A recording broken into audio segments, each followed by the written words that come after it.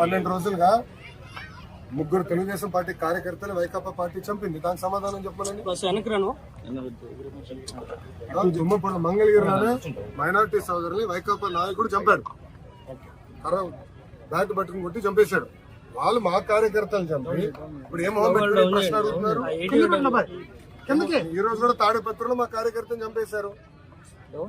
చంద్రబాబు నాయుడు గారు ఓర్పు సహనంతో మమ్మల్ని ఉండమన్నారు కనుక ఓర్పు సహనంతో ఉన్నాం.